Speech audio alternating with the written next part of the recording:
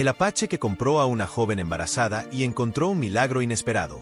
En lo alto de la sierra chihuahuense, donde el viento sopla como un lamento antiguo, y las noches parecen susurrar secretos al oído, vive Ictán, un apache que ya no cree en nada, ni en los hombres, ni en los dioses. Hoy, solo es un fantasma que camina entre árboles y recuerdos. Un día, un hombre del pueblo baja con una oferta. Te vendo a mi hija embarazada. No me sirve ya. Ictán, más por curiosidad que por compasión, acepta. Esa decisión desatará una cadena de acontecimientos que tocará a todo el pueblo. Viejas heridas se abrirán, secretos enterrados saldrán a la luz, y un milagro, inesperado y poderoso, transformará el destino de todos. Lo que parecía una transacción sucia, se convierte en un acto de redención, pero el camino será duro, y nadie saldrá ileso. La transacción. El viento de la sierra corría con el lamento de los espíritus antiguos. Soplaba desde lo alto, cruzando barrancas, doblando árboles secos, levantando polvo viejo y esparciendo el olor de la leña quemada. Y la tierra mojada, en la cima de una colina, entre piedras redondas y pinos centenarios, estaba en la cabaña de Ictán, un apache que ya no hablaba su lengua, pero todavía soñaba en ella.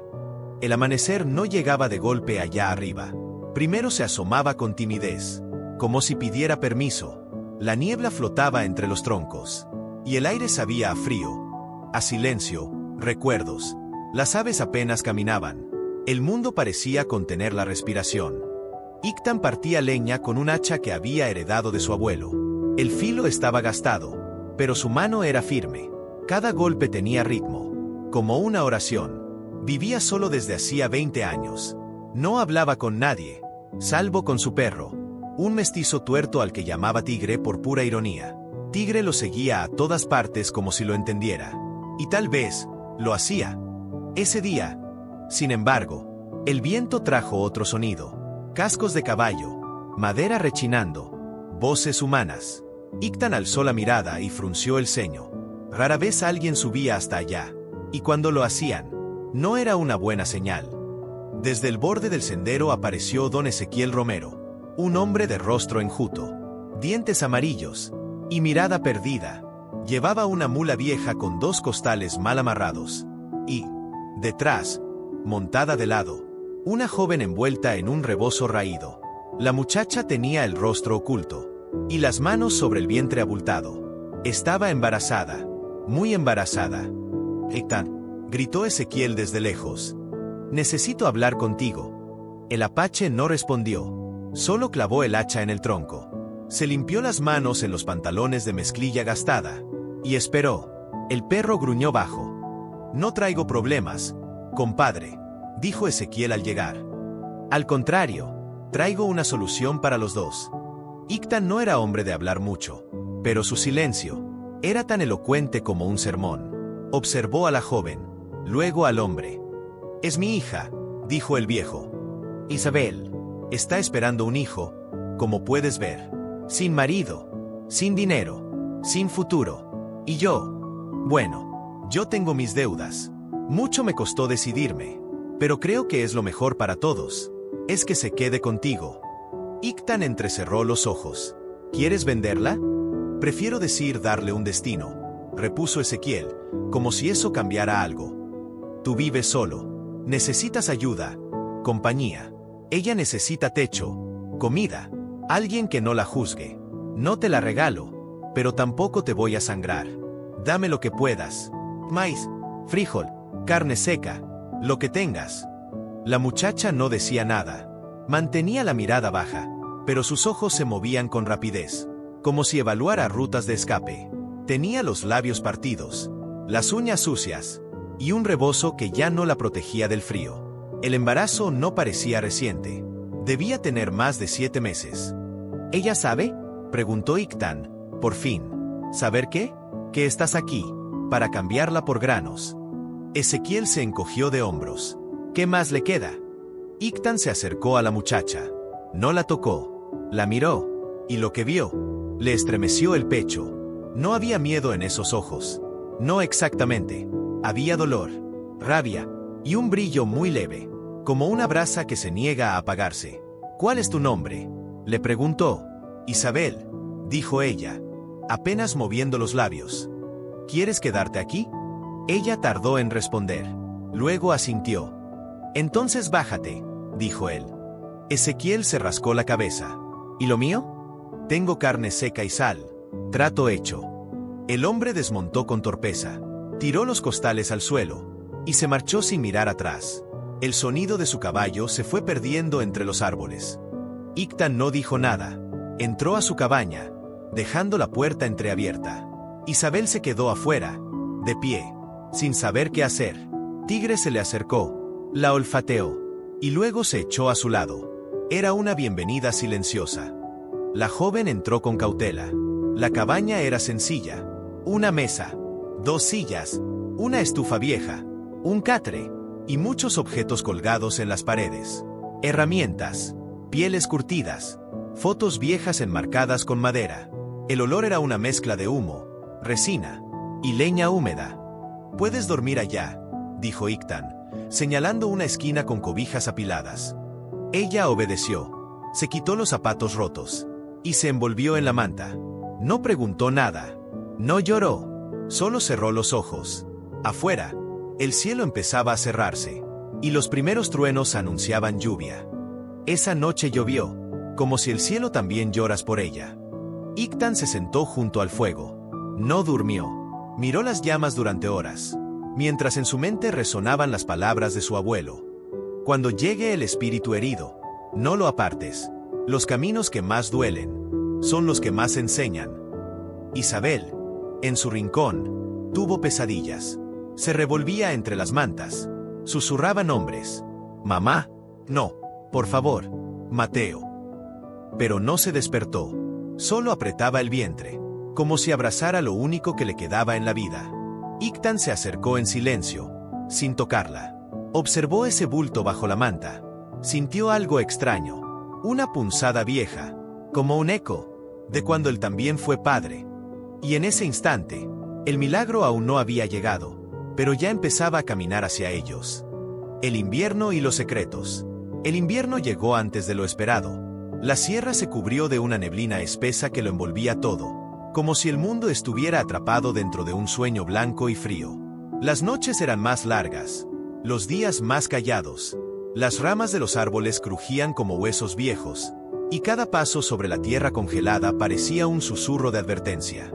Ictan se levantaba antes que el sol. Encendía el fuego con torpeza, como quien hace algo mecánicamente, más por costumbre que por necesidad. Ya no era joven, y el frío se le metía en los huesos. Pero no se quejaba. Nunca lo hacía. Hacía café de olla, picaba leña, preparaba tortillas con las manos agrietadas. Isabel dormía hasta tarde. No por flojera, sino por agotamiento. El embarazo le robaba energía. Tenía náuseas, calambres, a veces llanto contenido que salía sin aviso. Pero nunca pedía ayuda. En los primeros días, hablaban poco. Ella comía en silencio. Él la observaba de reojo, midiendo su manera de moverse, de mirar, de proteger su vientre. Una tarde, cuando la nieve ya comenzaba a asomar sobre los tejados del pueblo lejano, Isabel se atrevió a romper el silencio. ¿Por qué me aceptaste? Ictan estaba afilando un cuchillo. No levantó la vista. No lo sé, respondió después de un largo silencio. ¿No tienes miedo? ¿De ti? ¿De lo que traigo? Ictan dejó el cuchillo sobre la mesa. Se acercó a la ventana. Afuera, el bosque se oscurecía. He visto cosas peores, dijo. El miedo ya no me visita. Ella no insistió, pero desde ese día, comenzaron a hablar, poco a poco, a sorbos, como quien prueba un caldo hirviendo sin saber si quema. Una mañana, mientras ella lavaba ropa en una tina con agua helada, se desmayó. Ictan la encontró tendida sobre la tierra. La llevó en brazos, como si fuera de cristal. La metió en la cabaña. La arropó. Le puso trapos húmedos en la frente. No te esfuerces, le dijo. No quiero ser una carga, susurró ella, con los ojos cerrados. Ya eres parte de este lugar, le contestó él, sin pensarlo. Ella lo miró por primera vez con ternura. Y lloró, sin gritos, sin ruido. Solo lágrimas silenciosas que caían por sus mejillas como lluvia sobre piedra. El padre del niño, empezó a decir, pero se detuvo. No sé si está vivo. No tienes que contarme, dijo Ictan, pero ella negó con la cabeza. Quiero hacerlo. ¿Por qué? Necesito soltarlo. Se quedaron en silencio unos segundos. Tigre se acomodó a los pies de la cama, como si también quisiera escuchar. Mi padre, empezó ella, con voz temblorosa, me entregó a un capataz que le debía dinero. Yo trabajaba en una hacienda, limpiando, cuidando a los animales. El capataz me cuidaba, o eso creía yo. Una noche me emborracharon. Yo no recuerdo nada. Solo sé que al mes ya estaba enferma, y luego me enteré. Ictan no dijo una palabra. Solo apretó los dientes y cerró los ojos. Su puño se tensó sobre la manta. Cuando se enteró, mi padre me sacó de la casa. Dijo que era una vergüenza. Me llevó con una curandera que quiso interrumpir. Pero no pude. No quise. Sentí que dentro de mí había algo que no debía morir. Por eso estoy aquí. Por eso, aún estoy viva. El fuego en la estufa crecía, llenando el silencio con su propio lenguaje. Afuera, el viento silbaba entre los árboles. Este niño no tiene culpa, dijo ella, como si se disculpara. Nadie empieza con culpa, dijo Ictan, mirándola. Solo algunos terminan así.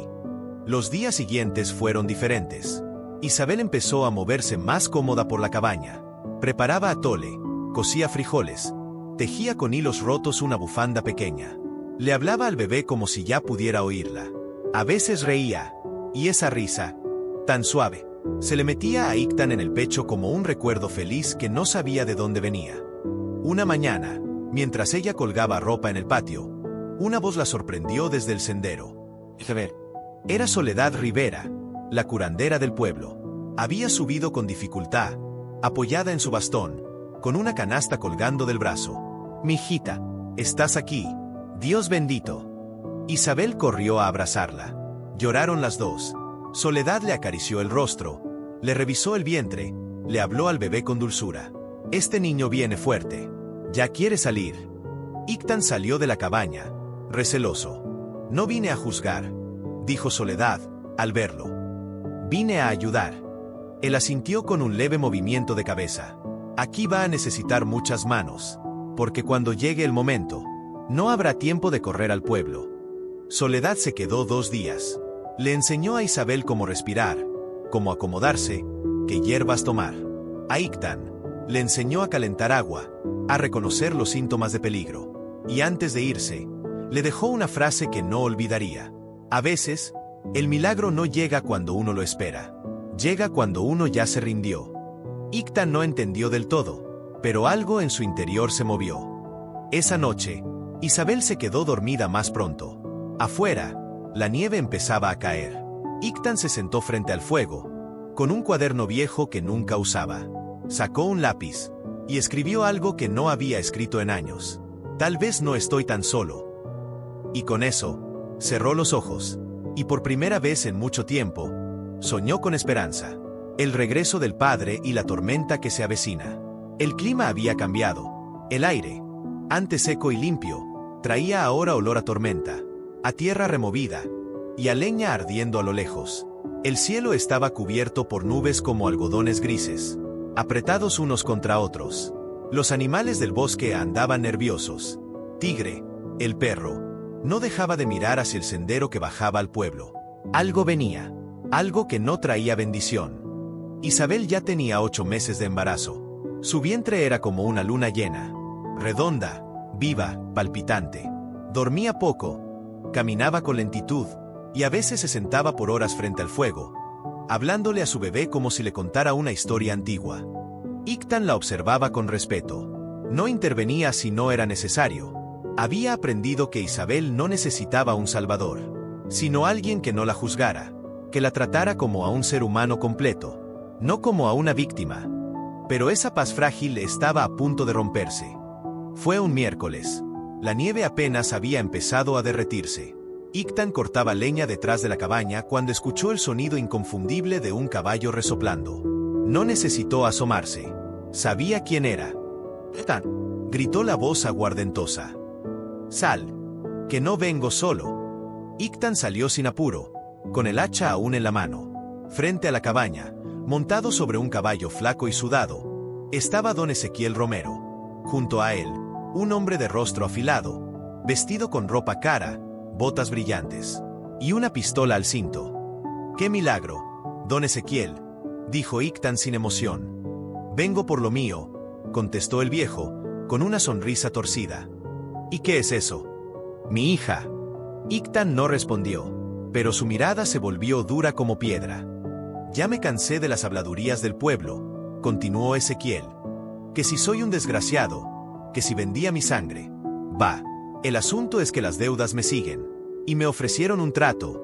Este señor, señaló al hombre de traje, don Hilario, está interesado en llevársela.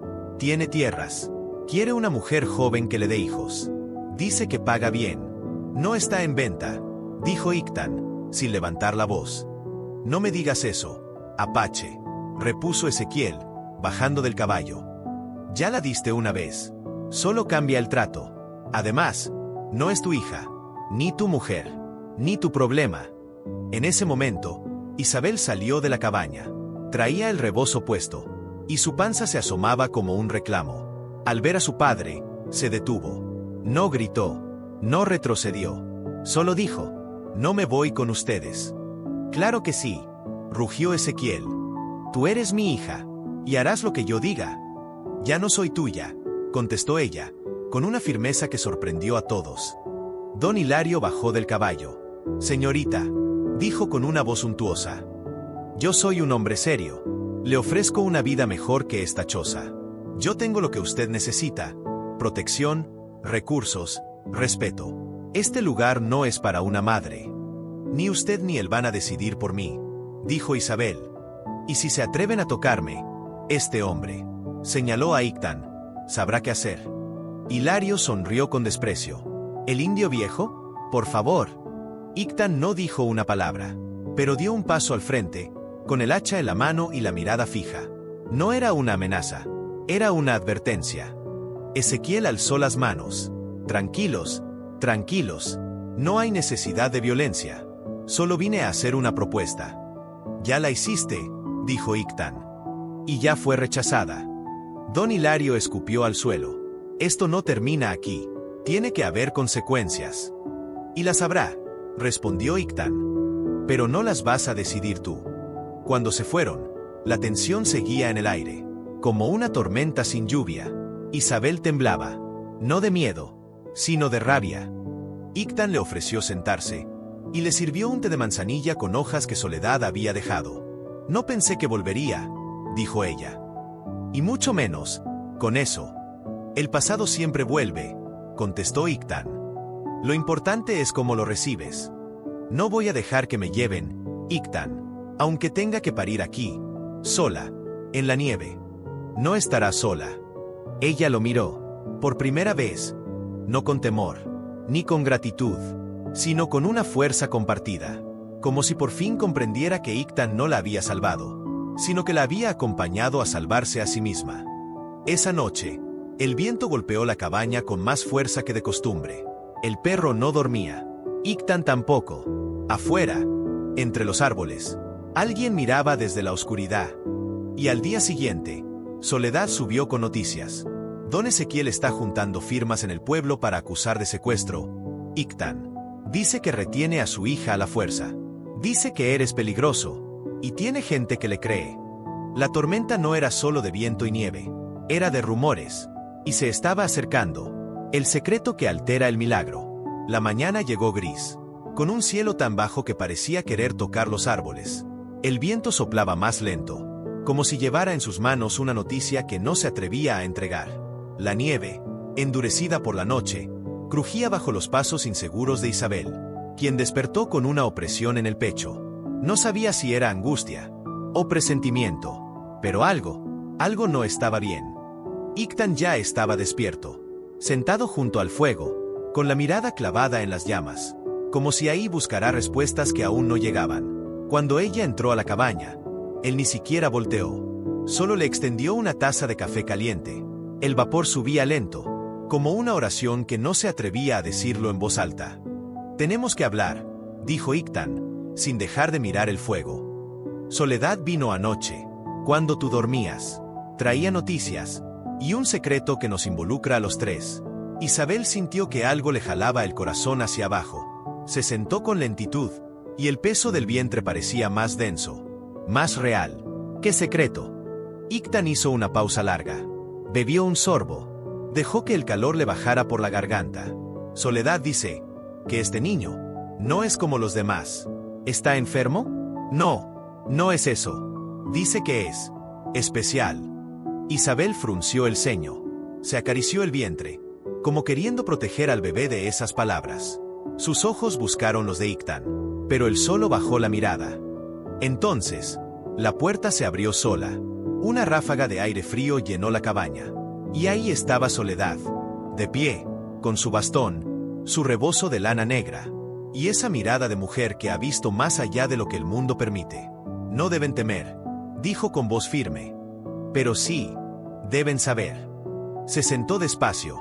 Miró a Isabel primero, luego a Iktan, y por último, a la panza redonda que temblaba con cada respiración. Desde el primer día supe que este niño no era común. Cuando puse mis manos sobre el vientre, sentí algo que no había sentido en años, como si el corazón del bebé latiera al ritmo del monte, como si dentro de él hubiera una historia que aún no ha sido contada. Iktan apretó la mandíbula. ¿Qué significa eso? Soledad entrecerró los ojos. Significa que este niño no viene a llenar un vacío, sino a sanar una herida ancestral. El silencio se hizo pesado. Ni siquiera Tigre se movía. El fuego parpadea en la estufa como si también escuchara. ¿Y qué debemos hacer?, preguntó Isabel, casi en un susurro. Soledad se levantó con esfuerzo. Se acercó al vientre de Isabel. Lo tocó con las dos manos. Cerró los ojos y dijo: debes hablarle. Debes decirle que estás lista. Y tú, Iktan, debes dejar de temerle al pasado. Solo así este niño sabrá quién es. Isabel empezó a llorar. Lágrimas suaves, sin sollozos, caían sobre sus manos como agua bendita. No sabía si era miedo o alivio, pero por primera vez, sentía que el destino no la iba a destruir. Esa noche, nadie durmió del todo. Soledad se quedó en la cabaña, rezando en voz baja. Isabel hablaba con su hijo en susurros. Iktan escribía palabras sueltas en un cuaderno que había guardado por años. Palabras como perdón, ore, nuevo. Y mientras la nieve cubría el mundo allá afuera, dentro de la cabaña, se empezaba a escribir una historia que ya no pertenecía solo al pasado, sino al milagro que se gestaba en ese vientre. Un milagro que ya empezaba a alterar todo lo conocido, cuando el alma se rompe y vuelve a empezar. La tormenta ya no era un rumor, era un rugido que bajaba de las montañas como un lobo herido. Los árboles se sacudían con furia, y las ventanas de la cabaña temblaban como si quisieran escapar del marco. El cielo estaba completamente gris, y la nieve había desaparecido bajo un lodo espeso que ensuciaba los caminos. Adentro, la cabaña parecía otro mundo. La luz del fuego bailaba sobre las paredes. Las sombras se alargaban, como si también quisieran escuchar lo que se decía en voz baja. Iktan se paseaba de un lado a otro, con la mandíbula apretada, la mirada clavada en el suelo. Tigre lo seguía, pero en silencio, como si entendiera que su amo no buscaba compañía, sino control. Isabel estaba sentada en la cama, sosteniéndose el vientre con ambas manos. Respiraba con dificultad. El bebé se movía, y cada movimiento le recordaba que el tiempo se agotaba, que el final, o el inicio, estaba cerca. Soledad preparaba infusiones, mezclaba hierbas, rezaba entre dientes, como si el poder de la palabra aún pudiera contener la fuerza de lo que venía. No puedo quedarme más tiempo, dijo finalmente Soledad. Si me agarran bajando del monte, dirán que soy cómplice, y no sé si podría volver a subir con esta pierna. No tienes que subir de nuevo, respondió Iktan, con voz ronca. Este niño va a nacer, con o sin ayuda. Isabel lo miró, no con miedo, ni con tristeza. Lo miró con algo más profundo, como si viera al hombre que era antes, y al que estaba tratando de volver a ser. Gracias, le dijo, por quedarte, por no dejarme sola, por escucharme, cuando nadie más lo hizo. Iktan no respondió de inmediato, solo se acercó, se agachó frente a ella, y apoyó su mano en el vientre, como si quisiera sentir al niño con sus propias cicatrices. «No sé si merezco esto», murmuró, «pero haré todo lo posible para que no te falte nada». Isabel cerró los ojos. Una lágrima le cayó en el cuello, pero no era de dolor, era de alivio. «Ese niño», interrumpió Soledad, mientras recogía sus cosas, «no solo es de ustedes, es del monte, del tiempo, de la sangre antigua que aún canta entre los árboles». Ictan la ayudó a levantarse, la acompañó hasta la puerta, y al abrirla, un aire helado entró con violencia, como si quisiera borrar todo lo que había dentro. «Cuídense», dijo Soledad, antes de perderse entre los pinos. La noche cayó rápido, demasiado rápido. El silencio era tan denso, que hasta el crujido de la leña parecía un grito lejano. Isabel intentó dormir, pero el dolor comenzó. Primero fue leve, como una punzada, luego más fuerte, más seguido, hasta convertirse en una oleada que la doblaba. Ictan corrió por agua caliente, extendió mantas en el suelo, preparó la cabaña como Soledad le había enseñado. «Respira», le decía, «como el viento, lento, profundo, valiente». Isabel apretaba los dientes, gritaba, lloraba, pero nunca pidió parar. La madrugada llegó, oscura, tensa. Ictan tenía el rostro empapado de sudor, aunque afuera el frío era brutal.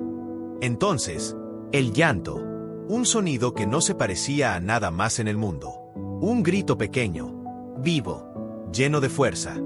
Ictan envolvió al bebé con una manta vieja. Lo colocó en los brazos de Isabel, y por un instante, todo lo roto en el mundo parecía pegarse de nuevo. «Es un varón», dijo, casi sin voz. «Está vivo, fuerte, hermoso». Isabel lo miró, y por primera vez, rió. No una risa grande, sino una risa temblorosa, pero llena de verdad. «Lo llamaré Mateo», dijo, «como el que creí perdido, como el que siempre estuvo en mí». Esa noche, Ictan se sentó a escribir. Una sola frase. «Hoy, el milagro nació, y nos eligió a nosotros». Pero mientras el fuego ardía, y la vida renacía, allá abajo, en el pueblo, una firma más caía sobre el papel de la denuncia. Don Ezequiel había vuelto a tocar puertas, y esta vez, no venía solo. Fuego en la nieve y voces que acusan. La mañana amaneció sin luz. Las nubes eran tan espesas que parecía que el sol había decidido no salir.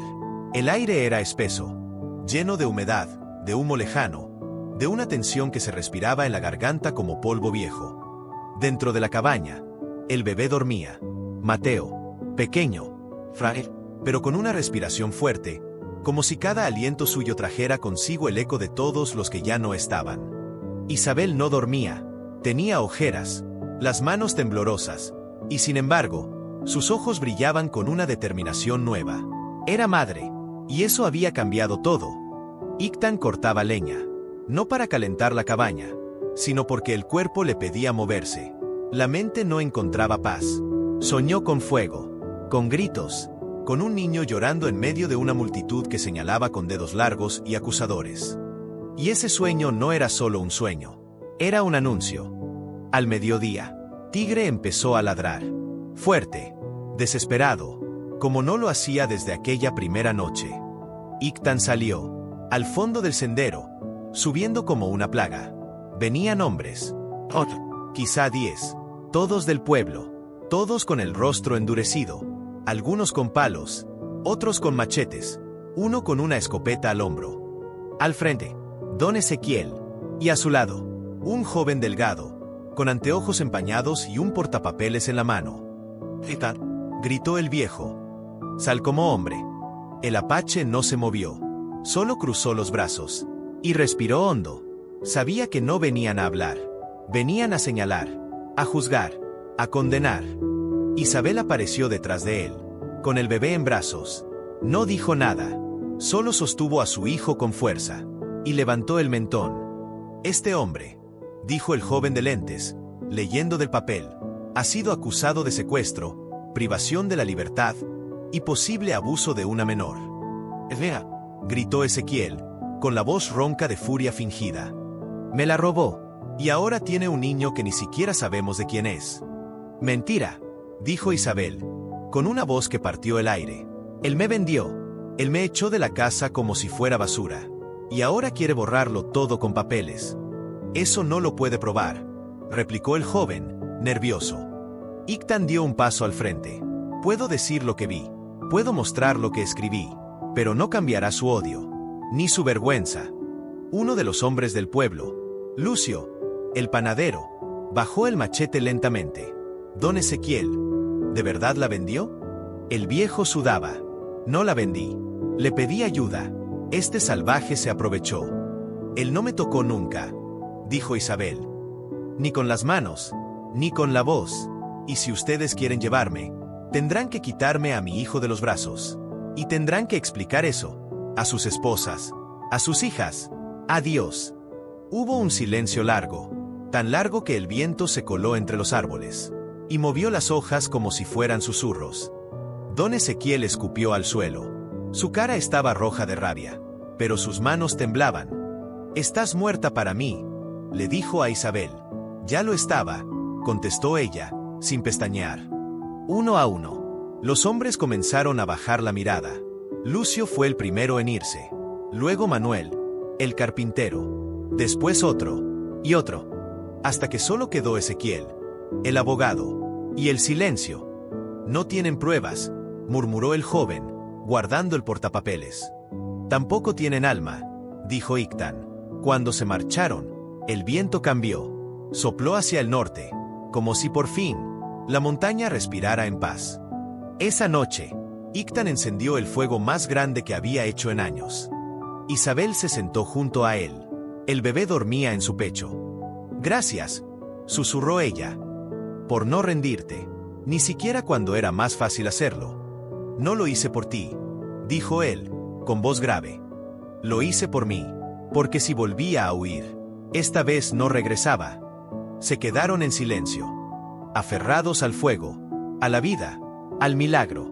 Pero aún faltaba una visita, una que llegaría sin anunciarse, una que traería una carta, una que vendría a cerrar el ciclo. La carta, la revelación y la última amenaza. La mañana apareció silenciosa, como si el mundo esperara sostener la respiración. Sobre la mesa de madera cruda, yacía una carta. No parecía venir del pueblo, ni de don Ezequiel. Tenía un sello antiguo, y el papel olía a tinta antigua, secretos guardados por años. Iktan la levantó con cuidado, como si tuviera el peso del mundo. Isabel se inclinó, la observó con curiosidad y temor. Mateo dormía, inconsciente de las noticias que cambiarían su vida. Iktan rompió el sello, sacó la hoja, y empezó a leer en voz baja, palabras que parecían escritas para ellos. Hace mucho, a los que rescatan lo que debe renacer, saben que hay fuego en la sangre, y tormentas en el alma. El niño que ha nacido, lleva en su linaje una herida poderosa, y una promesa sagrada. Pero no todos creen en milagros. Algunos solo creen en el miedo. Protejan, o el pasado volverá a pedir cuentas. Una voz que no fue, pero que aún vive. Iktan alzó la mirada. Su rostro reflejaba una mezcla de asombro y miedo. ¿Quién puede haber escrito esto? Isabel sacudió la cabeza. Sus dedos temblaban sobre la carta. No lo sé, pero me suena al lunfardo que usaba mi madre para rezar, cuando pensaba que algo extraño vendría. Un silencio pesado imbuye el cuarto. La madera crujió, y el viento golpeó las ventanas, como llamando a los fantasmas. Entonces, un golpe seco, en la puerta, fuerte, una sola vez. Iktan se puso de pie. El corazón le latía con fuerza. Se acercó, abrió la puerta. Era Soledad. Su rostro pálido, los ojos llenos de urgencia, evaporadas las dudas. Su bastón tambaleaba en sus manos. «Tienen que escucharme. Rápido». Entró con paso veloz. Cerró la puerta, colocó su bastón junto a la pared, y respiró fuerte, como si hubiera corrido una carrera larga. «No están solos», dijo. «Esa carta la envía alguien con historia en este lugar. Alguien que quiere que el secreto salga a la luz, y usa el miedo como última arma». Iktan se cruzó de brazos. «¿Y quién es?» Soledad no respondió. Solo movió los ojos hacia la ventana, donde las montañas parecían murmurar. «Te lo diré cuando llegue el momento», respondió, Primero, aseguren al niño. No duerman juntos esta noche. Y no reciban a nadie que no estén bien identificados. Isabel tomó la mano del apache. Sus dedos se entrelazaron. La carta temblaba entre ellos. ¿Podemos confiar en ese mensaje? Soledad los miró con un filo de tristeza. No siempre, pero este miedo no es el que ustedes despertaron. Es el que ha dormido demasiado. Y ahora, quiere despertar. Un estruendo fuerte, como una explosión lejana, sacudió la cabaña. Los tres se giraron. Las ventanas temblaron, y el viento silbó por las rendijas. Deben irse, ahora, ordenó Soledad. Al pueblo, a buscar aliados. Don Hilario, alguien que cree en ustedes. Ictan negó con la cabeza. No podemos dejar al bebé solo, y no podemos confiar en nadie a ciegas. Soledad avanzó. Apoyó una mano en su hombro. Entonces, esta noche es decisiva, y la carta puede convertirse en la bendición, o en el ultimátum, que se lleve todo por delante. La puerta volvió a sacudirse. Un crujido, como si alguien tratara de abrirla desde fuera. Abrieron los ojos, temieron, se abrazaron, y en ese abrazo, tenía toda la fuerza de su historia, del pasado, de sus errores, y de esa chispa, que aún no se apagaba. La noche los esperaba, y con ella, la última amenaza, pero también, la oportunidad de demostrar que el milagro no es solo un susurro, es un grito. El final del camino, el fuego, y la promesa cumplida. La noche cayó como una sábana oscura, sin luna, sin estrellas, solo el murmullo del bosque, y el presentimiento de que algo se acercaba. Ictan había reforzado la cabaña, atrancó puertas, clavó tablas en las ventanas, y mantuvo el hacha cerca. Isabel arrullaba al niño con una canción suave, una melodía que no recordaba de dónde venía, pero que el bebé escuchaba como si fuera suya desde siempre. Soledad encendió un círculo de sal en el suelo, puso hierbas, humo de copal, y murmuró oraciones que parecían antiguas como la tierra. No es solo por superstición, dijo, es para llamar lo bueno, y espantar lo que no se nombra. A la medianoche, llegó el primer golpe, fuerte, directo, en la puerta. Ictan, gritó la voz de don Hilario. Sabemos que tienes a la mujer, y al hijo que no es tuyo. Isabel abrazó al niño. Soledad se puso de pie.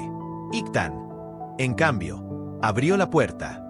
Si has venido por la guerra, dijo, la encontrarás, pero no saldrás igual. Hilario estaba con 3 hombres más, todos armados, todos con ojos de odio. Y don Ezequiel, al fondo, mirando como si él mismo no entendiera en qué se había convertido. Ese niño no debe criarse entre indios, escupió Hilario. Es hijo de vergüenza. Isabel salió, con el bebé en brazos, con el rostro firme. Este niño es mío, dijo, y solo mío, y ustedes no tienen derecho a tocarlo, porque él nació del dolor, pero vive del amor, y eso es más fuerte que sus armas. Uno de los hombres levantó el rifle. Ictan se movió más rápido, lanzó el hacha, el arma cayó, el hombre retrocedió, herido. Hilario desenfundó su pistola, pero antes de disparar, una bala vino desde el bosque, y lo desarmó. Soledad sonrió. No están solos, murmuró. Del sendero aparecieron hombres del pueblo. No todos, pero los justos, los que sabían la verdad, los que habían visto a Ezequiel mentir. Hilario compra almas. Basta ya, dijo un anciano. Este lugar ha tenido suficiente muerte. Déjenlos vivir. Hilario retrocedió. Ezequiel cayó de rodillas.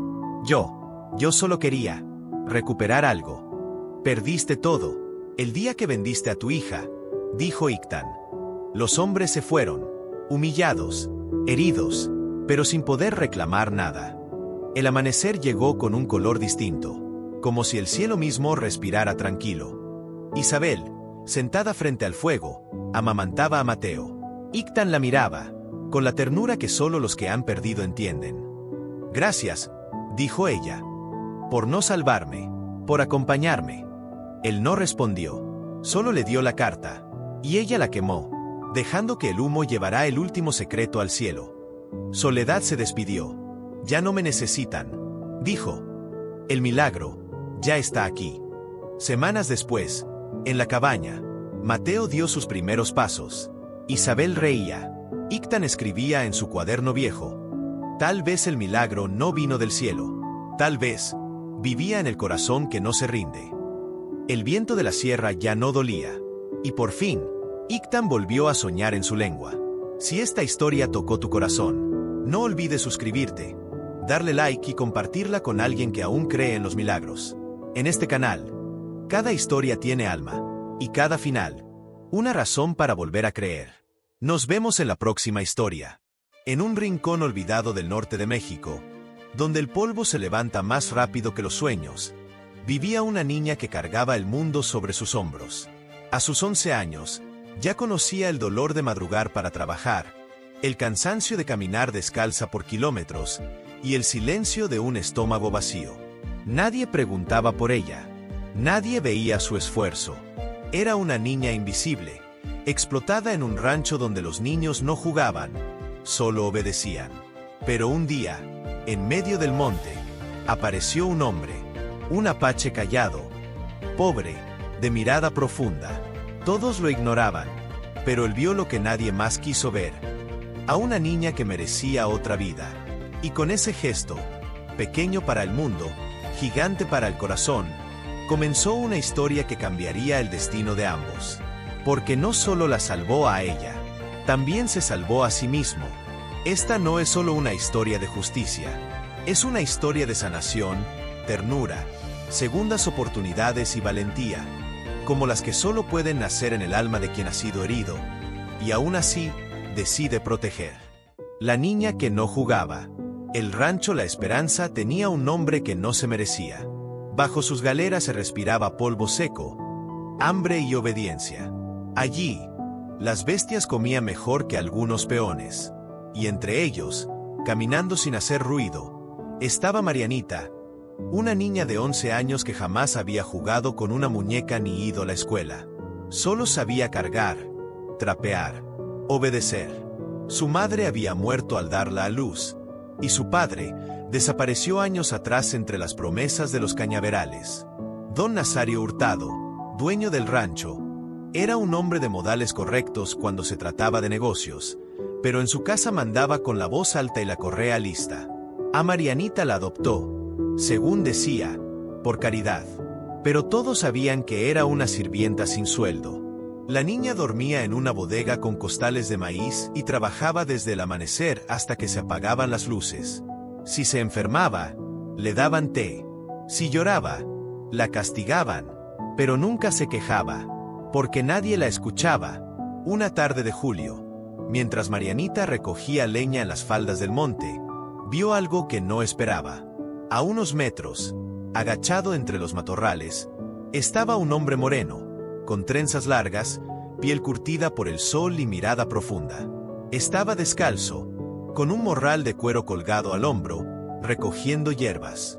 Ella se quedó quieta, sin moverse. «No tengas miedo», dijo él, sin dejar de mirar el suelo. «Solo busco medicina». Ella dudó. «¿Para qué?» «Para quien la necesite». Y entonces, por primera vez en mucho tiempo, Marianita habló sin que fuera una orden. «Yo tengo una señora que no se levanta. Tos y fiebre». El hombre la miró. Asintió. «Te doy hojas. Las hierves. Pero no digas que fui yo». Ella recibió el manojo de hierbas con respeto. «¿Cómo se llama?» «Yuriel».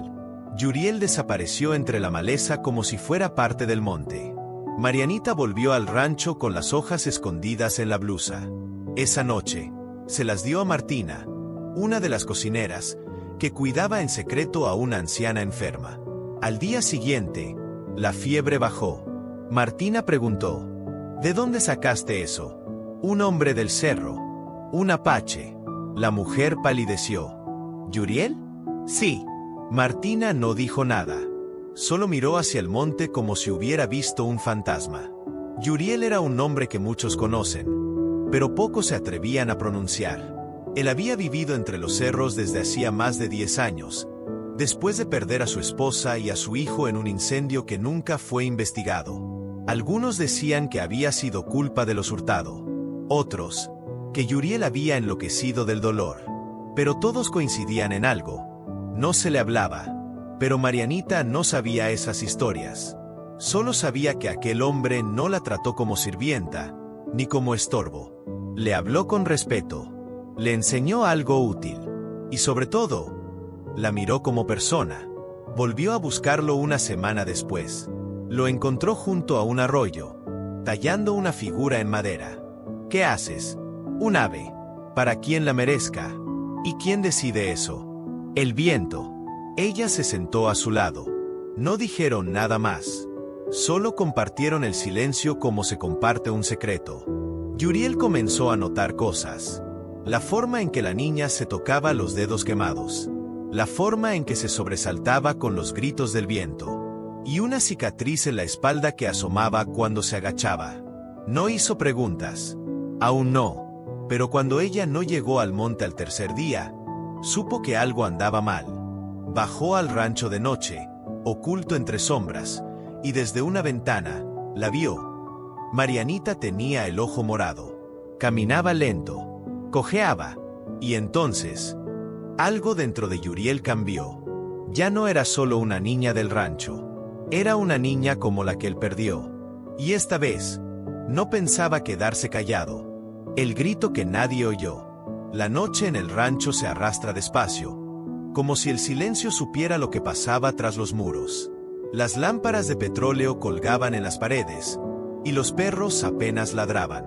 Desde la bodega, Marianita apenas podía moverse. Su cuerpo dolía, el ojo hinchado, la rodilla raspada, el alma más rota que nunca. Don Nazario, enojado porque se le había caído un cántaro de leche, la había empujado con fuerza. Doña Clotilde no dijo nada. Martina, al verla tirada en el suelo, apenas susurró: «Levántate, niña, que si lloras es peor». Pero esa noche, alguien sí escuchó el grito que nadie oyó. Yuriel, oculto entre los matorrales, observaba. No era un espía, no era un justiciero, era un hombre que ya había visto demasiado dolor. Sabía cuando un adulto abusa del poder. Lo había vivido. Lo había perdido todo por eso. En el silencio de la madrugada, se deslizó hasta la bodega como una sombra. Tocó la puerta con 3 golpes suaves. Marianita se asustó. «Soy yo», dijo una voz baja. «Yuriel». Ella se acercó cojeando. Abrió apenas una rendija. «No debiste venir», susurró. «Tampoco debiste crecer entre golpes».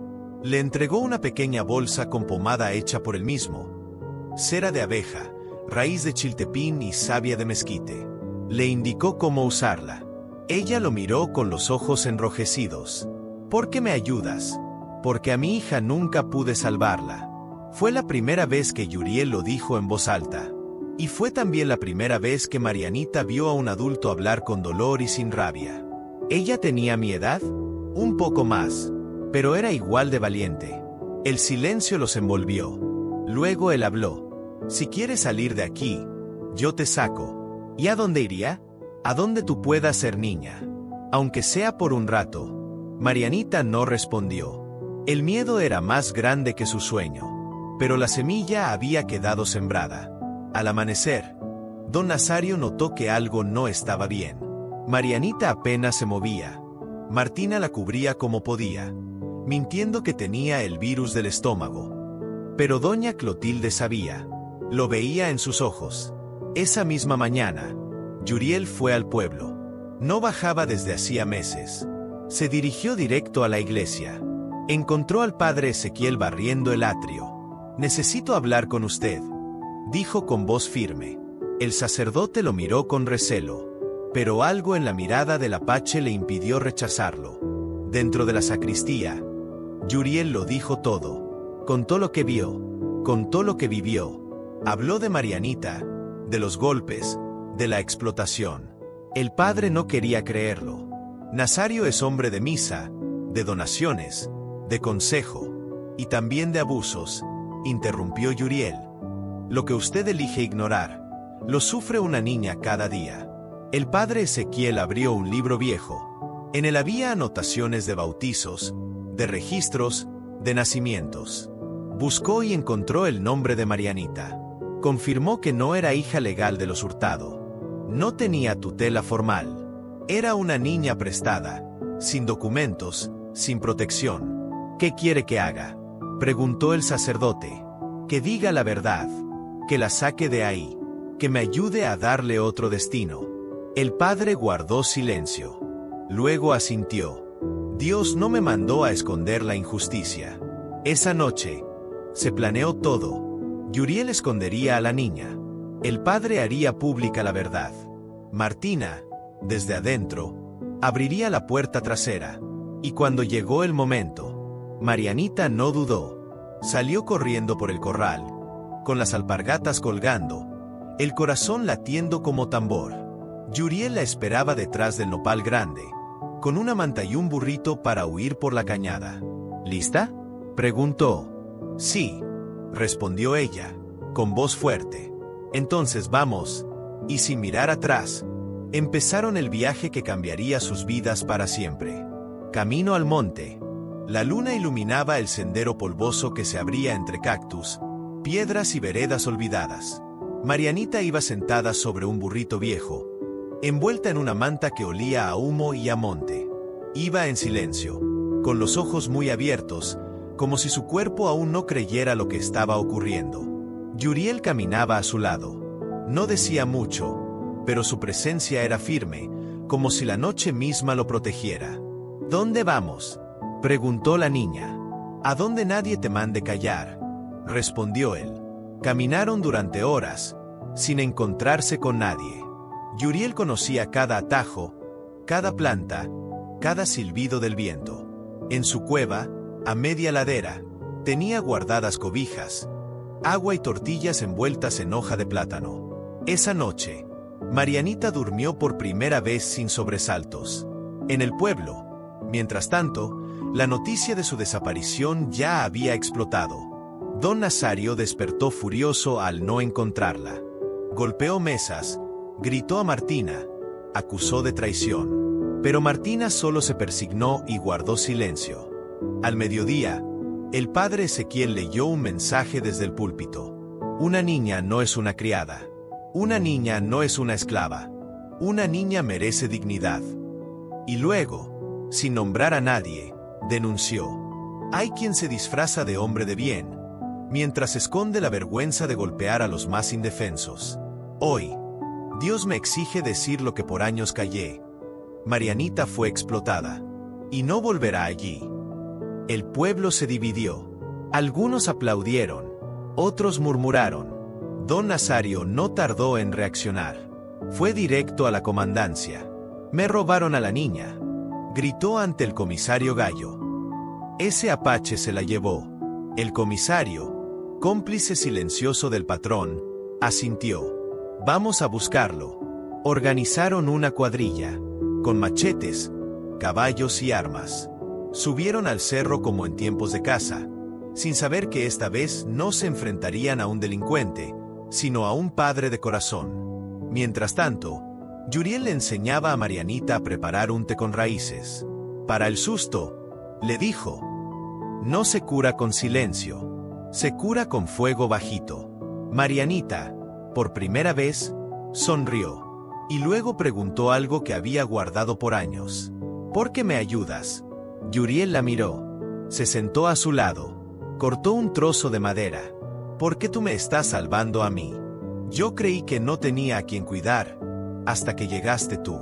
Ella bajó la cabeza. Sus ojos se llenaron de lágrimas. No por tristeza, sino porque alguien, al fin, la veía. ¿Puedo quedarme contigo para siempre? Mientras tú quieras. Pero el tiempo se acababa. Esa tarde, Yuriel vio el polvo levantarse en la lejanía. Sabía lo que era. La búsqueda había comenzado. Tenemos que movernos, dijo. ¿A dónde? Con don Aurelio. Es el único que puede protegerte legalmente. Tomaron el camino hacia la cabaña del viejo apache, pero sabían que no llegarían antes que los que venían detrás. Y esa noche, en el cruce del cañón, se encontraron cara a cara con los hombres de Nazario. Yuriel se puso delante. Marianita, temblando, No dio un paso atrás. El comisario levantó la voz. «Entrégale, Yuriel. Es menor. No es tuya». Y entonces Yuriel dijo lo que nadie esperaba. «No es mía, pero yo la elegí como hija». «¿Y tú? ¿Elegiste callar?». El comisario se quedó mudo. Los otros bajaron las armas. Yuriel levantó la voz, por primera vez en años. «No vuelvo a dejar que le hagan daño a una niña como ella. Si tienen que matarme, aquí estoy, pero no la devuelvo». Y esa noche, el monte escuchó la verdad, y decidió no permitir más injusticia. El nombre que nunca tuvo. El silencio se hizo largo entre los hombres armados y el apache que no bajaba la mirada. Marianita, con los pies descalzos, se sostenía de la manta como si fuera su escudo. El comisario Gallo tragó saliva.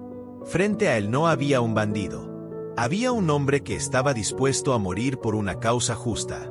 Y eso, aunque no lo admitiera, lo desarmaba más que cualquier amenaza. Don Nazario llegó poco después, con la cara roja, los ojos llenos de rabia. Al ver a Marianita detrás de Yuriel, gritó: «Es mía, me pertenece. Yo la crié, le dio techo, comida. Esa niña me debe la vida». Y entonces el padre Ezequiel, que había seguido de cerca todo el movimiento, se abrió paso entre los presentes. Llevaba en la mano un sobre con documentos. «No, señor Hurtado, usted no la crió. Usted la explotó». Abrió el sobre. Aquí está el acta de nacimiento de Marianita. Su madre fue Jacinta Reyes, jornalera de su rancho. Murió en el parto. Y usted jamás la registró como pupila legal. Esta niña no tiene apellido, ni derechos, porque usted se los negó. Nazario palideció. Trató de hablar, pero el padre lo cortó. «Desde hoy, ella no le debe nada. Y usted tendrá que responder ante la ley por cada año de abuso». El comisario, obligado por la evidencia, bajó la cabeza. «Tenemos que llevarlo, don Nazario». Fue la primera vez que ese hombre temido no gritó. Solo bajó la vista y supo que había perdido. Marianita temblaba. Yuriel la abrazó. «Ya está. Nadie más te va a tocar». Los hombres se retiraron. El polvo se fue disipando. Y cuando solo quedaron ellos dos frente al amanecer, el padre se acercó con un papel en blanco. «Marianita, es momento de que elijas tu nombre completo. Si tú quieres, yo puedo ayudarte a registrarte como es debido». La niña miró a Yuriel. «¿Puedo llevar su apellido?». Yuriel la miró largo, con lágrimas que no supo disimular. «Si eso quieres». «Sí, quiero llamarme Marianita Loma de Agua», dijo, firme. El padre sonrió. El sol salió entero detrás de las montañas. Esa tarde, en el pueblo, la gente se enteró. Algunos se escandalizaron, otros aplaudieron, pero todos escucharon la historia. Y así fue como una niña sin nombre, sin derechos, sin juegos, se convirtió en hija de un hombre que lo perdió todo y eligió volver a amar. Marianita creció, estudió, abrió una pequeña escuela en los cerros para otros niños olvidados como ella. Y Yuriel, el apache que vivía en silencio, fue recordado no por lo que decía, sino por lo que sembró con su corazón. Y si alguna vez alguien pregunta por esa historia, en las faldas del monte, aún hay quien dice: «Ah, sí, esa fue la niña que un apache rescató, y que nunca más volvió a ser esclava de nadie». Hija de palabra, Marianita no soltó la mano de Yuriel ni cuando firmó su nuevo nombre, ni cuando la gente del pueblo la miraba con una mezcla de asombro y respeto. Para ella, ser llamada Marianita Loma de Agua no era un acto legal, era una promesa de amor. Un lazo hecho sin sangre, pero más fuerte que la sangre misma. El registro fue solo el principio. Ahora tenía un acta, un apellido, y por primera vez, un lugar donde dormir sin miedo. Yuriel le construyó una camita de madera en su cueva del cerro, con cobijas tejidas por don Aurelio. La niña decoró el rincón con piedras que recogía en el camino y flores secas. Aún despertaba por las noches con sobresaltos. Aún le dolían los silencios. Pero Yuriel sabía esperarla. No preguntaba, no la forzaba, solo la acompañaba, con una ramita de té en la mano o una historia del monte para espantar los fantasmas. Una noche, mientras la luna brillaba sobre los cactus, Marianita se sentó frente al fuego. ¿Cómo era tu hija?, preguntó con voz suave. Yuriel tardó en responder. Valiente, como tú, pero yo no supe protegerla. Tenía miedo, y el miedo me dejó sin ella. ¿Y ahora? Ahora tengo miedo, pero no voy a huir otra vez. Marianita se acercó y puso la cabeza en su hombro. En ese gesto pequeño, Yuriel sintió algo que no sentía desde hacía años: la esperanza. Mientras tanto, abajo en el pueblo, la figura de don Nazario se desmoronaba. El padre Ezequiel, respaldado por el registro civil y una denuncia formal, presentó ante la comunidad los documentos que probaban el abuso. Martina testificó en silencio, con lágrimas en los ojos. El comisario Gallo, presionado por la opinión pública, ya no pudo encubrir más. Don Nazario fue citado a declarar en la capital. Perdió privilegios, tierras y el respeto que tanto cuidaba. Pero lo más impactante no fue su caída. Fue la transformación del pueblo. Doña Clotilde, por primera vez, se acercó a la iglesia no como dama honorable, sino como mujer arrepentida. Entregó joyas, ropas y parte de su herencia para abrir una pequeña casa albergue para niñas trabajadoras, en nombre de Marianita. Porque no supe protegerla cuando pude, dijo. Y ahora quiero proteger a otras. Esa noticia llegó al monte. Yuriel no dijo nada, pero Marianita entendió que el cambio no siempre venía con escándalos. A veces llegaba así, con un acto sencillo que cerraba una herida vieja. El padre Ezequiel, conmovido por lo ocurrido, organizó una ceremonia simbólica. El bautizo espiritual de Marianita, no como acto religioso, sino como un nuevo comienzo. Allí, en una pequeña capilla de adobe, bajo un cielo despejado, el pueblo la vio caminar con un vestido blanco sencillo, tomado del brazo de Yuriel. Te recibimos no como víctima, sino como niña libre, dijo el sacerdote. Y tú, Yuriel, no solo la rescataste, le diste un destino. Los aplausos fueron suaves, respetuosos. No hubo fiesta, pero sí hubo algo más duradero: dignidad. Y al salir, entre abrazos, alguien del pueblo dijo en voz baja: ese apache cambió más que el destino de una niña. Nos cambió a todos. El eco del cerro. El tiempo en el cerro tenía otro ritmo. Allí no había relojes ni campanas, solo el sonido de los pájaros, el viento y los pasos de Yuriel cuidando los alrededores. Marianita, ya más fuerte, se levantaba temprano para ayudar con la siembra de nopal y maíz criollo. En su rostro había menos miedo y más curiosidad. Comenzaba a reír, a preguntar, a soñar. Una mañana, mientras molía maíz, preguntó: ¿tú sabes leer? Yuriel bajó la cabeza, apenado. Un poco. Aprendí tarde. Solo lo básico. Yo quiero aprender mucho. Para leer cuentos. Y también para escribir los míos. Él la miró con ternura. Entonces vas a aprender. Te lo prometo. Y así fue como empezó el nuevo ritual. Cada tarde, bajo un mezquite, Marianita se sentaba con hojas sueltas, un lápiz corto, y don Aurelio le enseñaba a escribir su nombre, las vocales, las palabras.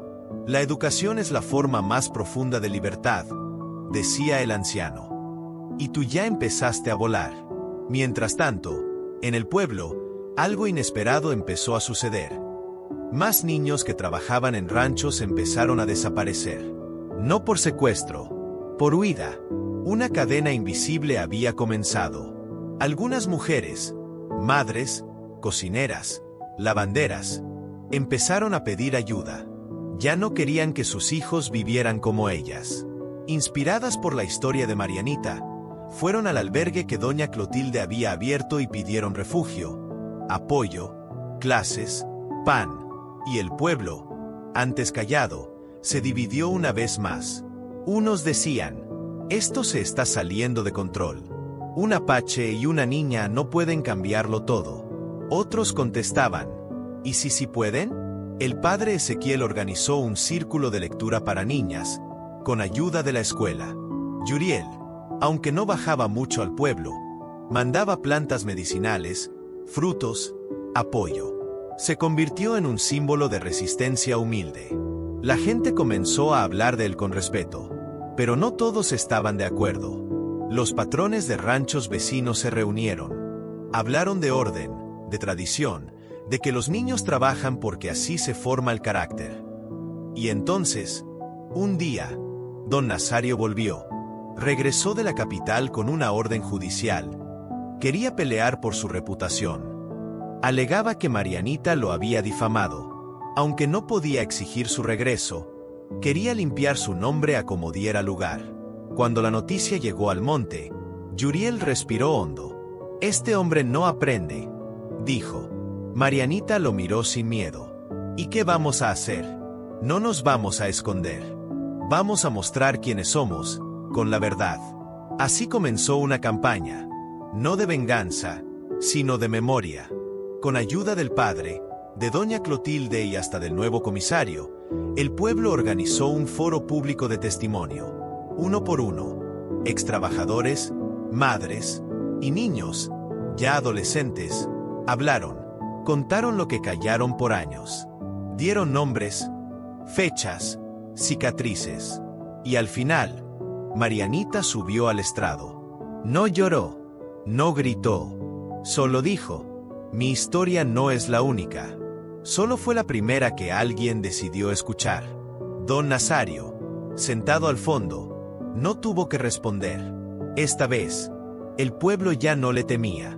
Yuriel, desde atrás, sintió que su hija, la que perdió, de alguna forma, estaba allí también, sonriendo. Justicia sin odio. El foro público fue más que una reunión. Fue una herida abierta que, al fin, comenzaba a cerrar. La voz de Marianita, tranquila y firme, había atravesado las paredes de la parroquia, los patios de las casas, y el corazón endurecido de muchos. Esa misma noche, el padre Ezequiel escribió una carta a la diócesis. Hoy vi a una niña enseñarnos a todos lo que es el valor.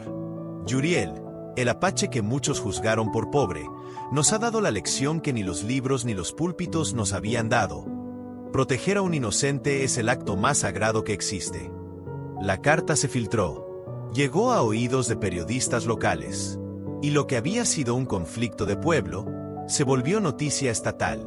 Una comitiva de derechos humanos llegó al pueblo una semana después.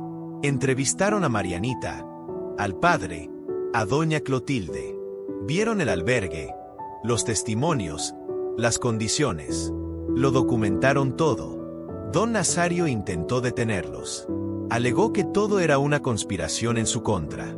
Pero esa vez, la ley no estuvo de su lado. El informe fue claro. Explotación infantil sistemática durante más de una década, encubierta por autoridades locales y prácticas tradicionales. Lo citaron a juicio en la capital. Y por primera vez, tuvo que ir como acusado, no como patrón. Yuriel no celebró. Solo tomó la mano de Marianita mientras caminaban por el cerro. ¿Ya se acabó todo?, preguntó ella. No, pero ya no está sola. Y eso cambia todo. ¿Tú cómo te sientes? Como si algo de mí hubiera sanado contigo. Marianita ya no era la niña que caminaba descalza cargando cántaros. Era más alta, más fuerte, y escribía su propio diario. Soñaba con ser maestra. Y cada semana enseñaba a leer a 2 niñas más en el albergue. Don Aurelio, cada vez más débil, la miraba con orgullo. Tu voz es medicina. Hija, le decía. Tú sanas con tus palabras lo que a nosotros nos dolía en silencio. El pueblo cambió. La escuela agregó un mural con la imagen de Marianita escribiendo en el cerro. La calle principal cambió de nombre. Ahora se llamaba Camino Loma de Agua. Y la cueva de Yuriel se convirtió en un refugio cultural donde los niños del pueblo subían a escuchar historias del monte, a aprender a sembrar y a mirar el cielo sin miedo. Un día, Marianita le preguntó a Yuriel, «Tú me adoptaste, ¿verdad?» Él sonrió. «Te adopté con el alma. Pero si tú quieres, Podemos hacerlo legal. Ella corrió a abrazarlo. Yo ya soy tu hija. Solo falta que el mundo lo sepa. Y así, tiempo después, en un juzgado sencillo, Marianita firmó los papeles. Hija adoptiva de Yuriel Loma de Agua. La misma niña que nadie veía. Ahora tenía identidad, voz, futuro. Pero aún faltaba un paso más. El juicio de Don Nazario. Y esa batalla no sería solo de ellos. Sería la última prueba de un pueblo que había aprendido a ver con el corazón. La niña que salvó al pueblo. El juicio fue en una sala sencilla de la capital, sin cámaras, pero con testigos suficientes para llenar la verdad de voces. Don Nazario llegó con un traje caro, un abogado joven y un gesto de superioridad que ya no imponía nada. Al otro lado, sin miedo, estaban Marianita y Yuriel. No llevaban abogados famosos, pero sí algo más poderoso: la fuerza de la verdad y de un pueblo que ya no callaba. Marianita fue llamada a testificar. Caminó hasta el estrado con la frente en alto. Tenía 13 años, pero hablaba como si hubiera vivido el doble. Fui tratada como sirvienta desde que tenía 5 años. Dormía en una bodega. Comía sobras. Me golpeaban si hablaba. Me dijeron que eso era lo normal. Hasta que conocí a alguien que me trató como persona. Yuriel. El abogado intentó desacreditarla, pero ella no se alteró. Yo no vengo a buscar venganza. Solo quiero que ningún niño más pase lo que yo pasé. Y si este juicio sirve para eso, entonces valió la pena todo. La jueza no tardó en dar el fallo. Culpable de abuso infantil y explotación laboral. Condenado a pagar una multa, compensaciones y quedar inhabilitado para contratar menores jamás. Fue una sentencia histórica. No por su severidad, sino por su mensaje. A la salida del juzgado, la prensa se acercó. Pero Marianita solo dijo una frase. Hoy no me salvó Yuriel. Hoy me salvé yo, con lo que él me enseñó. Regresaron al pueblo con el alma liviana. El atardecer pintaba el cerro de rojo, como un incendio sagrado. Yuriel, ya con canas en la barba, sonreía en silencio. Marianita, con sus libros en el morral, ya no era una niña en fuga. Era una joven con propósito. Días después, el albergue del pueblo fue renombrado Casa Marianita Loma de Agua, con una placa que decía: porque la libertad empieza cuando alguien se atreve a decir basta. Yuriel volvió a sembrar, pero ahora no solo plantas. Sembraba esperanza en cada niño que lo miraba como un padre, aunque no compartieran sangre. Y aunque el mundo siguiera girando, allí, en San Bartolo del Desierto, quedó escrita una historia para siempre. La historia de un apache que no gritó, no golpeó, no huyó, y que con solo un acto de amor, cambió el destino de una niña, y de un pueblo entero. Si esta historia te conmovió, suscríbete al canal y activa la campanita. Aquí contamos historias que sanan, que inspiran, y que nos recuerdan que incluso el más humilde puede cambiar el mundo con un solo acto de amor. Déjanos un comentario. ¿Qué parte te hizo llorar? ¿Te dio coraje o te inspiró? Y si conoces a alguien que necesita una historia de valentía y esperanza, comparte este video con él. Gracias por estar aquí. Y recuerda, no se necesita dinero para ser grande, solo un corazón dispuesto a amar. El apache viudo que compró a una joven subastada por su propio padre. La tarde caía sobre el polvo rojizo del pueblo de Dry Creek cuando Takoda detuvo su caballo frente a la cantina, los ojos tan oscuros como las nubes que se formaban a lo lejos. En el aire flotaba el olor a whisky barato y a pólvora reciente, porque aquella mañana, en la plaza, habían anunciado una subasta de bienes personales. Entre esos bienes estaba una muchacha de ojos claros y labios temblorosos. Evelyn Parker. Takoda no era hombre de mezclarse en asuntos de blancos. No desde que su esposa había muerto defendiendo su aldea. No desde que juró no volver a amar, ni a cuidar de nadie más. Pero algo en aquella escena. Un padre borracho levantando la voz. Una joven con las muñecas atadas, las risas de los hombres alrededor, le revolvió las entrañas. ¿Quién da $20? Gritaba Harlan, con la voz pastosa. Vamos, maldita sea, que está sana. Mírenla. Takoda desmontó sin prisa. Su sola presencia hizo callar a varios. Era alto, con la piel curtida por el sol y las cicatrices de las guerras. Caminó hasta la tarima de la subasta y dejó caer unas monedas de plata sobre la madera. «Basta», murmuró, sin apartar la mirada de Evelyn. «Ella viene conmigo». Harlan lo miró, sorprendido. Algunos hombres rieron por lo bajo, hasta que Takoda giró el rostro lentamente hacia ellos, y las risas se apagaron. Evelyn bajó la cabeza cuando le desató las cuerdas. No dijo nada, pero mientras se la conducía hacia su caballo, sus ojos azules se alzaron un segundo para mirarlo, y, por primera vez en años, Takoda sintió algo parecido a un latido nuevo. Esa noche acamparon lejos del pueblo. Al calor de la fogata, ella preguntó, «¿Por qué? ¿Por qué me compró?» Él se quedó en silencio largo rato, contemplando las llamas que bailaban, y entonces, como si el fuego lo invitara a recordar, volvió a aquella noche de hace 5 inviernos, cuando su esposa había caído defendiendo su hogar, su cabello negro manchado de rojo, su último susurro pidiéndole que no se rindiera al odio. «¿No eras tú quien tenía que pagar esa deuda?», contestó al fin, en voz baja.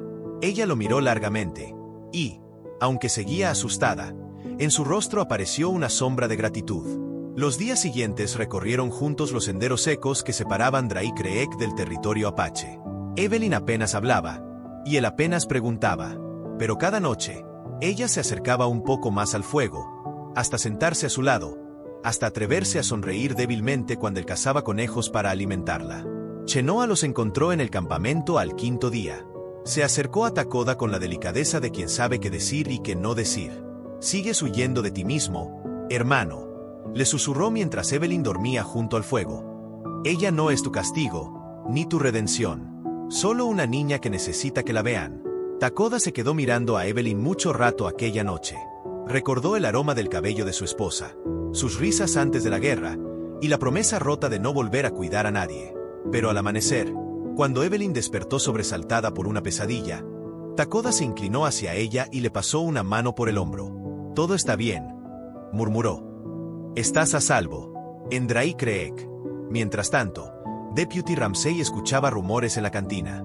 Algunos decían que un apache había robado a la hija de Harlan Parker.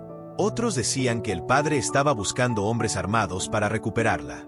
Ramsey, cansado de la podredumbre de aquel pueblo, decidió ensillar su caballo y cabalgar hasta los senderos del norte. Cuando finalmente los encontró, Takoda estaba en pie frente a un atardecer rojo como la sangre. Evelyn se aferraba a su falda de lino, todavía rota, pero en su mirada había un brillo nuevo, una semilla de dignidad. Ramsey desmontó lentamente y los miró a ambos. «Parker la quiere de vuelta», dijo con un suspiro. «Pero no voy a arrastrarla de vuelta a ese infierno». Takoda asintió, sin una sola palabra. Ramsey los miró otra vez, como si intentara entender por qué ese apache solitario se había interpuesto en la crueldad de un padre. Y entonces, simplemente, dio media vuelta y cabalgó de regreso al pueblo. Esa noche, junto al fuego, Evelyn lloró en silencio. No de miedo, ni de tristeza, sino porque por fin sentía que alguien la había visto. Y Takoda, por primera vez desde aquella noche de guerra, alzó la vista al cielo y se permitió cerrar los ojos, y recordar cómo era respirar sin tanto dolor. A veces, en las tierras polvorientas del oeste, el destino cruza caminos de formas que nadie entiende.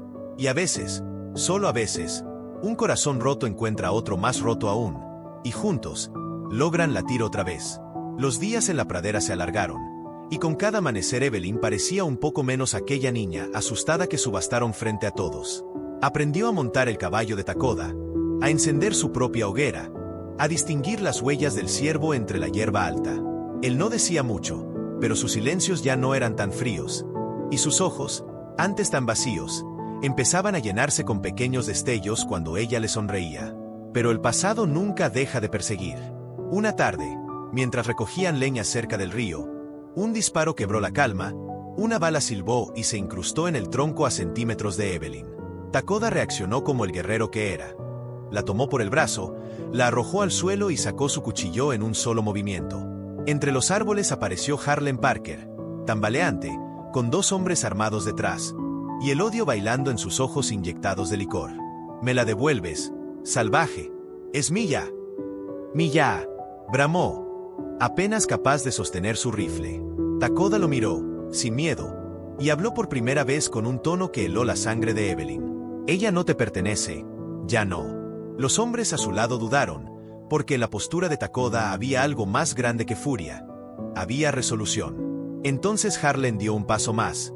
Alzó su rifle y apuntó. Pero antes de que pudiera disparar, un tercer caballo irrumpió desde la colina. Deputy Ramsay. «Baja, Parker», gritó, desenfundando su arma. «Déjalos ir». El padre se volvió hacia el deputy con un rugido de rabia. Pero los hombres que lo acompañaban ya retrocedían. No quería meterse con Ramsay ni con aquel apache. Takoda se adelantó un paso más. Entre él y Harlan no quedaba ya espacio para las palabras. Solo una mirada fija, hirviente, que hizo que Harlan bajara lentamente el arma, derrotado por el peso de su propia miseria. Cuando por fin se marcharon, Ramsay miró a Takoda y asintió. No dijo nada más. Giró las riendas y desapareció entre el polvo del atardecer. Evelyn se quedó quieta un largo rato, hasta que sintió los dedos de Takoda rozar su mejilla. «Ya no tienes por qué temer», le susurró. Ella cerró los ojos, por primera vez sin lágrimas.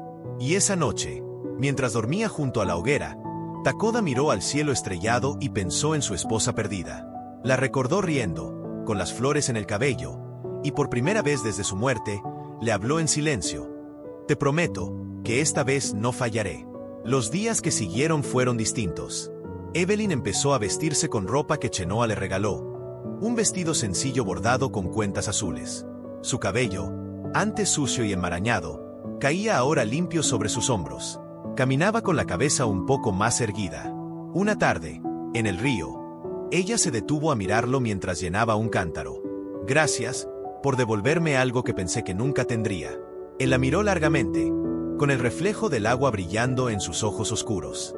Y, aunque no sonrió, una paz desconocida se dibujó en su rostro. En las tierras salvajes del oeste, pocos encuentran redención, y menos aún amor.